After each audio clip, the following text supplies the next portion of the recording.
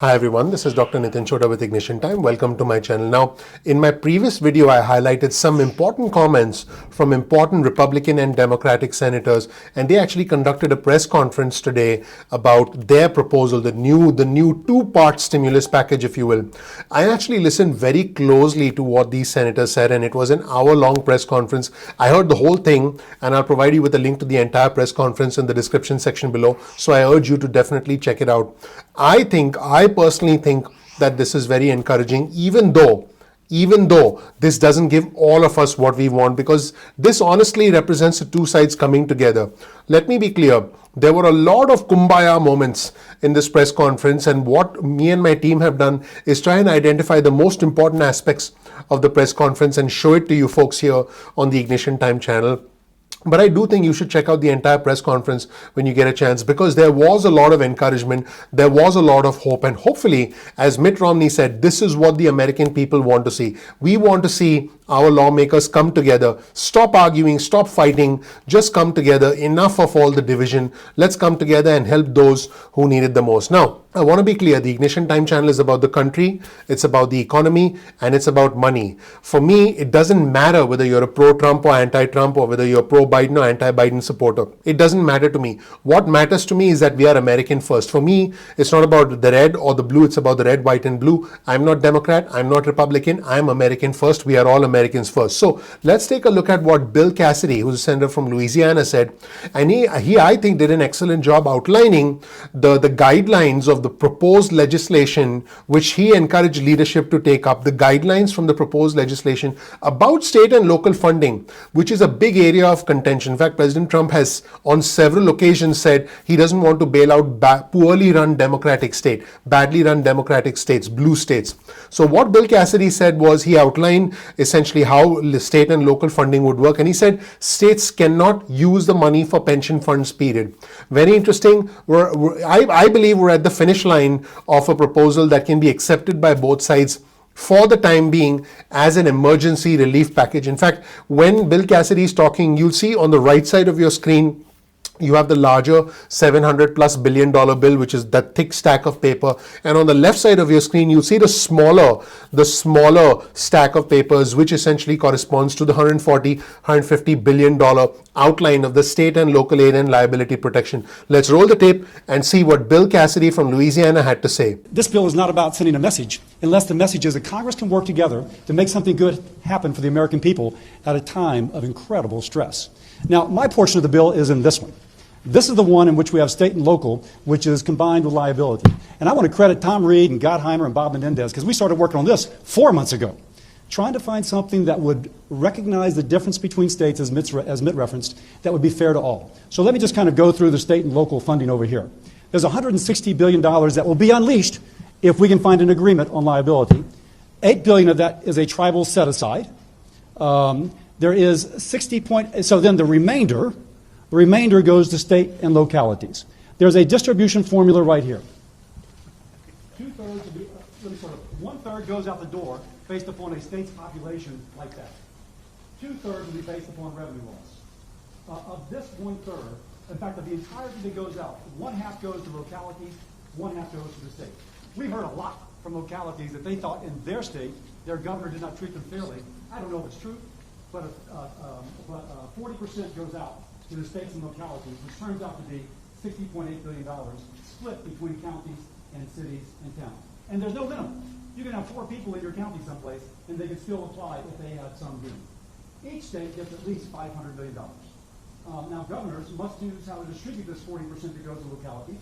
Mitt mentioned there's a great deal of variance as to how different states are affected. A governor may choose that it goes out to localities proportional to population. He may choose that it goes out proportional to revenue loss, or some blend in between, but it has to be the same for all. It can't be, oh, this city gets a whole lot because it's based upon need, and this city gets very little because it's based upon population. It has to be the same formula. And importantly, states cannot use the money for pension funds. Period. End of story. They cannot put more into their pension fund than they did in a previous year. So we feel as if this addresses the needs for states that have lost a lot.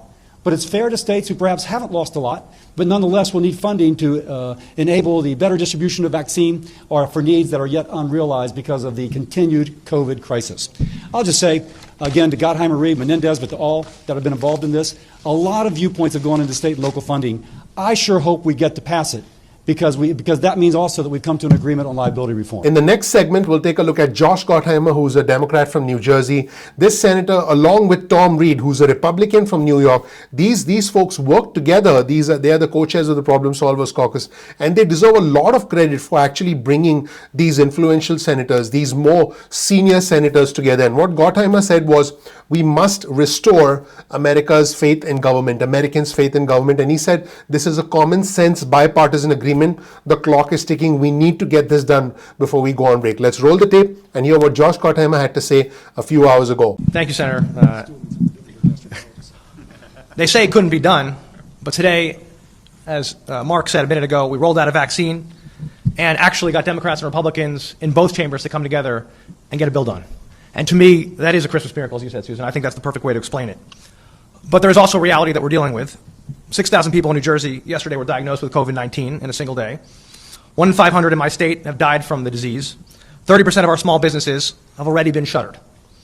Many Americans are in food lines for the very first time. Firefighters, cops, and teachers are facing pink slips at Christmas. And yet here we are, 9 months after we passed the Bipartisan CARES Act. We've been stuck in the mud on delivering relief for our families, communities, and small businesses until today. The mission of the Bipartisan Problem Solvers Caucus is to help restore Americans' faith in our government and break the gridlock in Washington, the very gridlock that has prevented perhaps the one remaining thing on which all Americans agree, the need for emergency COVID relief. Something to get us through the brutal winter ahead, through the spikes every one of our states is facing, something that is a short-term, focused down payment to get us into the next administration. For the past 4 months, a tiger team of our caucus, including my Republican co-chair and great friend Tom Reed, along with Dean Phillips, who's helped lead this tiger team, who's here, Anthony Gonzalez, Abigail Spanberger, and all of us have been meeting nearly every single day.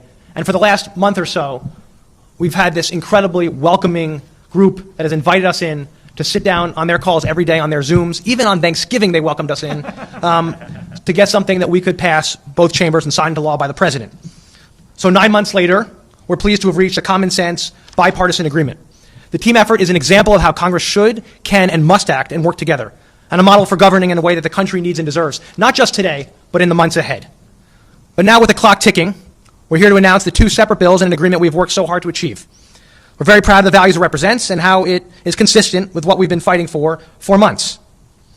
And we're eager to find a way forward. The Problem Solvers Caucus remains eager to find a singular $908 billion comprehensive package that includes all the language and priorities that we've agreed to in the $748 billion bill, plus the $160 billion bill for state and local and tribal governments with liability and worker protections. That's our goal. Like any negotiation, there are parts we didn't get. We understand that. But going home with nothing for the American people is simply not an option. And look at what it's got. Supplemental unemployment, vaccine distribution, which is so vital now, PPP for our small businesses, a second round, food for the hungry, rental assistance, child care, and our state and local governments, all the assistance to help them, children, families, communities, small businesses, schools and teachers, hospitals and frontline workers, states, cities, and tribes, and much more, all helped by this package.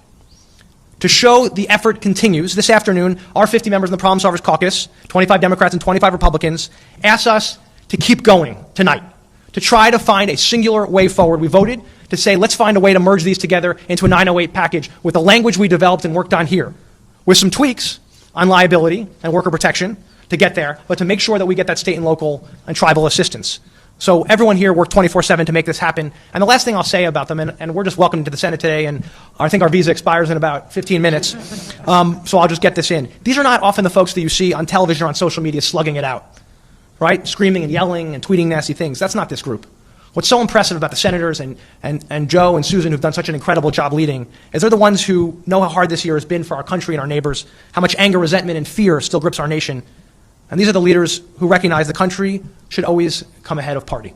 So I just want to thank everyone who worked so hard. And on behalf of the Problem Solvers Caucus in the House, with our 908 team here, we invite our colleagues to all come together in both chambers in the spirit of unity, in the spirit of humanity, and in the spirit of America and Christmas, and pass this comprehensive emergency relief package before we go home, so that our country can begin the new year in the spirit of hope and optimism. In the next segment, we'll look at the other co-chair of the Problem Solvers Caucus. This is Tom Reed, who's the Republican from New York. And Tom Reed said, we will not leave for Christmas break until relief is delivered to the American people. And before he got into these comments, he talked extensively about the relationships he had built with other senators. And again, if you want to see the entire press conference, we'll provide you with a link to it in the description section below.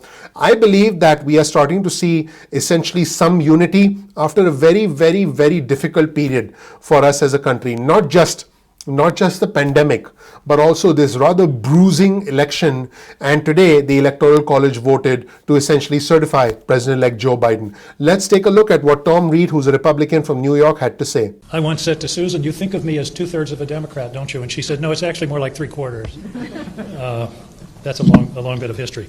I think just first a couple of process things that perhaps haven't come through entirely clearly. This bill, this $748 billion bill, is unanimous. It has the support of all of us, and I think that's very important. It's a consensus product to deal with the true emergency associated with this pandemic at this moment in time.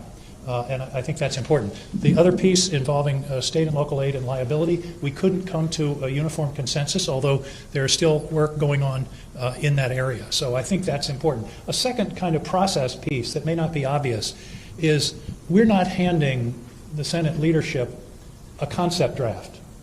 We're not handing them an outline. We're handing them a bill. This could go on the floor of the Senate tomorrow.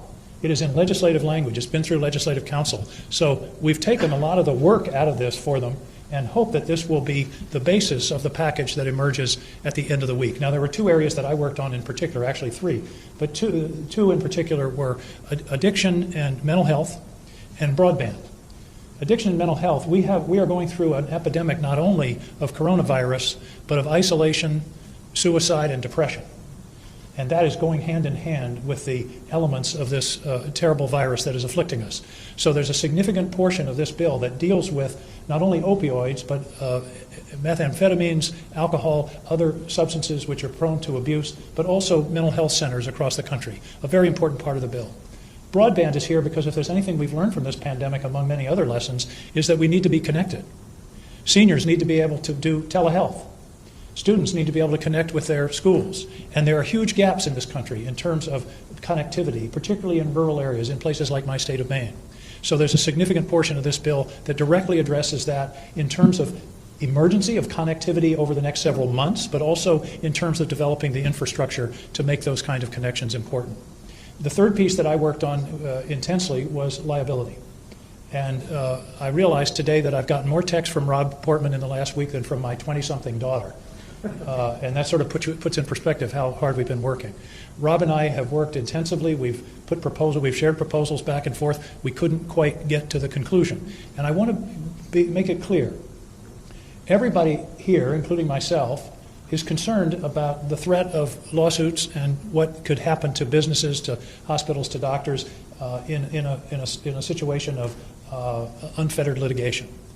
On the other hand, there's a concern because when you talk about lawsuits and litigation, you're also talking about injured people.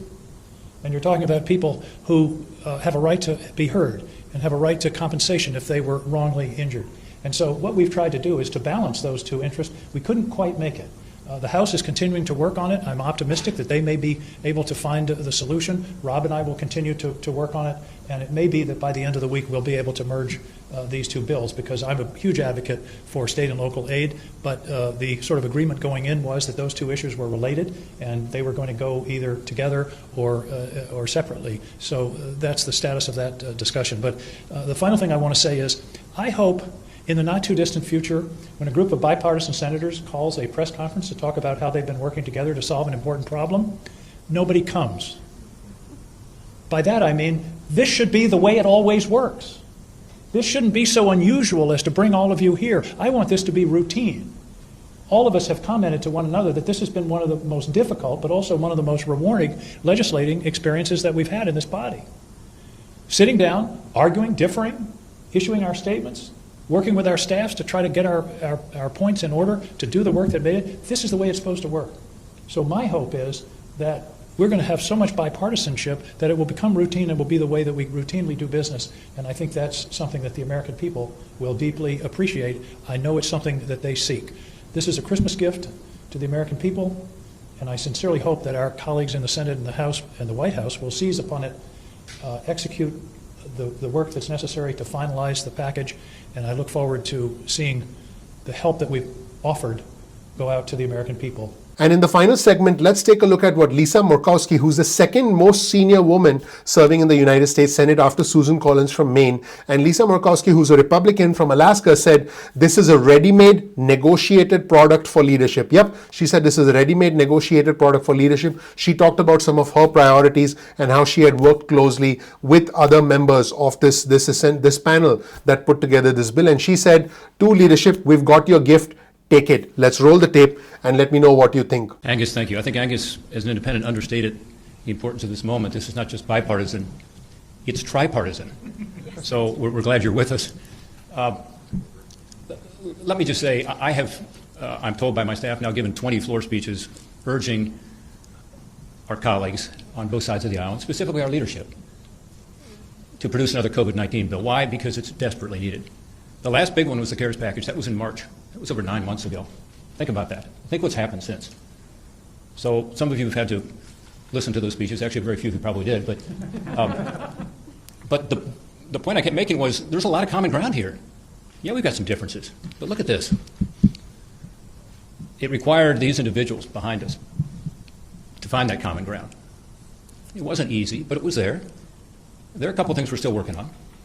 But I think this is a tremendous step forward, and it's needed. Every day in Ohio now, we have another 10,000 plus people who are being infected. We're in our third wave, and it's bad. It's really bad.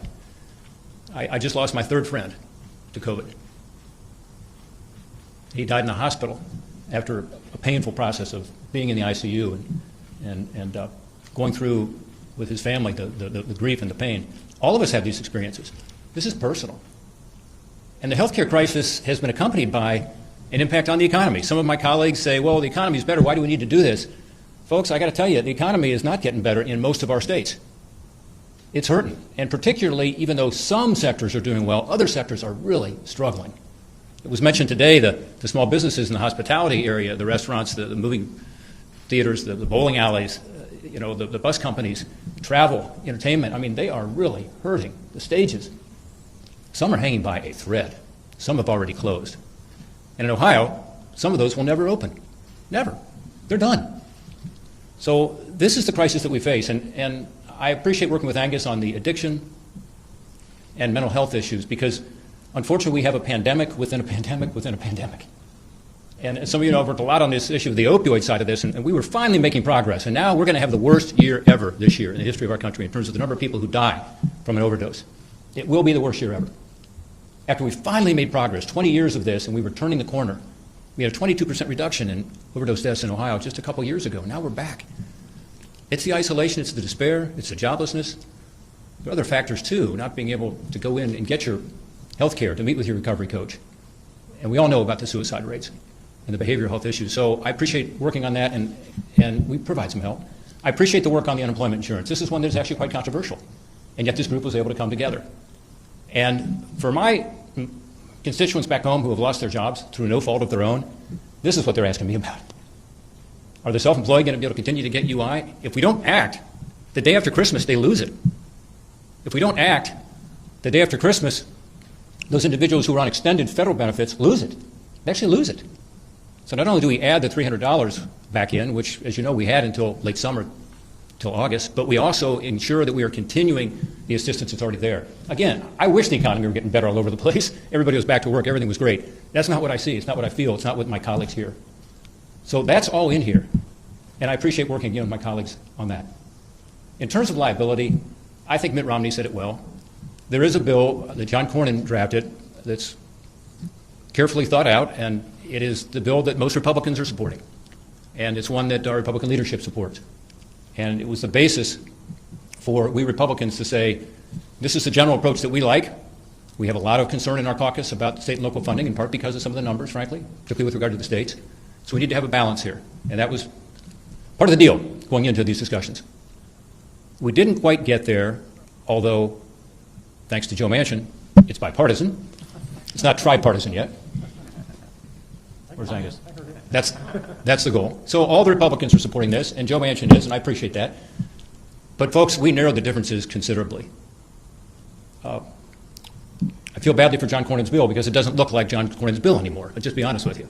You'll see about half the provisions are either gone or they have been changed because we listened to all of my Democratic colleagues back here, and we tried to come up with accommodations. We didn't get there, but we got awfully close. And in the House, we're continuing those discussions.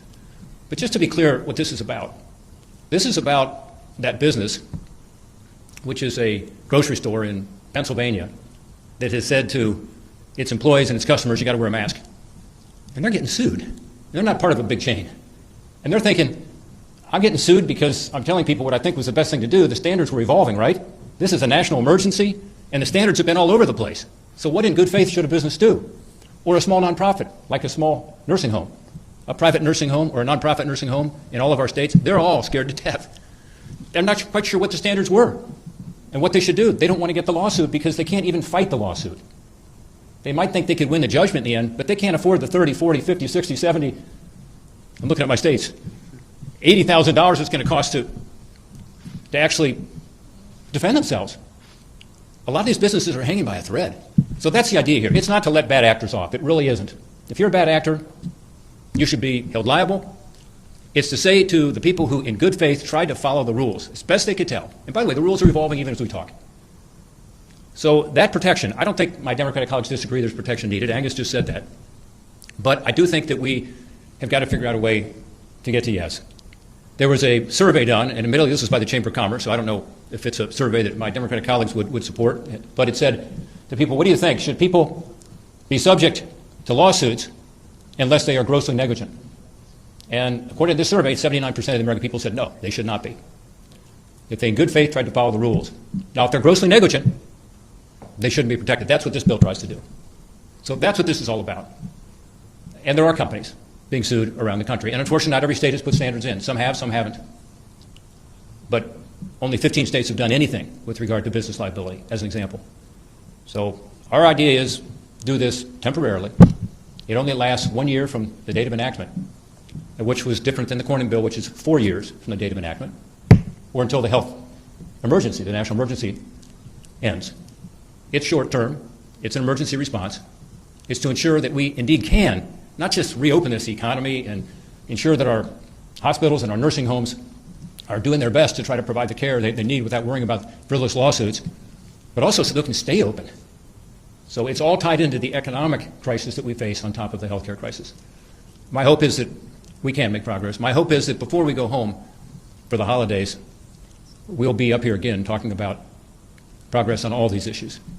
But I will speak for all of my colleagues, I think, in saying we cannot leave, we cannot adjourn without passing a COVID-19 emergency bill for the people we represent. That's it, everybody. Thank you so much for watching. My name is Dr. Nitin Chhoda with Ignition Time. If you don't know anything about me, please check out my video. You'll learn more about who I am, what my journey has been like, and why you should listen to me. We release videos at 2 p.m. East Coast time most days of the week. That's 2 p.m. So please make sure you click like, you subscribe, you enable notifications so you get instant updates about our videos. You'll also get notified whenever we do any live streams. So make sure you please click like, please click subscribe, please enable notifications. That's your vote of confidence in us, and that really helps out the YouTube algorithm. I would really appreciate that. Just gently tap that like button. Don't ignite it, and don't smash your screen. Don't do that. Don't do that. Don't do that because, I want you to be able to watch our videos. But the name of our channel is Ignition Time. Now, keep in mind, you can get your cell phone out, send a text message with the word ignition or with the word time to 70,000, that's 70000, and you'll get added to our SMS alerts list moving forward. You can opt out of the SMSs at any point in time that you want. Now, keep in mind, you can also get added to our email list. Simply go ahead and go to ignitiontime.com/alerts. That's ignitiontime.com/alerts. You can get added to our email list. When you're on our SMS list or our email list, there are two major advantages. One, you'll get breaking news and alerts from us about matters that are important to the country, matters that are important to the economy, and matters that are important to your money. So make sure you get added to our list. Also, you will get important information if we ever release any training programs on how to make money, save money, and invest money. And you can opt out of those SMS alerts or those email alerts at any point in time that you want. No worries about that. Keep in mind that YouTube does not always send out notifications on time. So make sure you simply bookmark youtube.com/ignition time, and then you can visit the home page of our channel and check out our videos at any point in time that you want. You're not dependent on alerts from YouTube because sometimes they get delayed. You can also follow us on Instagram. Our Instagram handle is ignition_time. That's ignition_time. You'll get exclusive news and content on Instagram. Also follow us on Twitter. Our Twitter handle is the exact same handle, ignition_time. On Twitter, you'll get breaking news and alerts from us on Twitter. So make sure you do that. I really appreciate you watching. Don't forget to comment below. Our community is growing rapidly. It's intelligent, it's respectful, it's bipartisan. You'll probably make some new friends in our community. So make sure you comment below. Also, please share this video with friends and family, because then hopefully we can grow our community with your help. I do need your help to grow our community. Thank you so much for watching. As always, you'll find a link to all of our resources in the description section below. So make sure you check out all of our resources. I really appreciate you watching. Again, don't forget to click like, click subscribe. Please enable notifications. I'm looking forward to seeing you in the next episode of Ignition Time. Thank you. I'll talk to you soon. Bye.